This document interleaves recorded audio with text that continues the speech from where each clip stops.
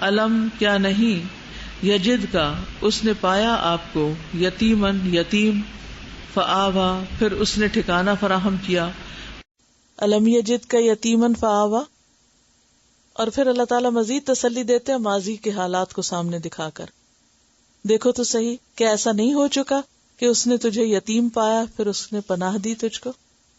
یجد کا وجد یجد، وجود بھی اسی سے ہے، پانا.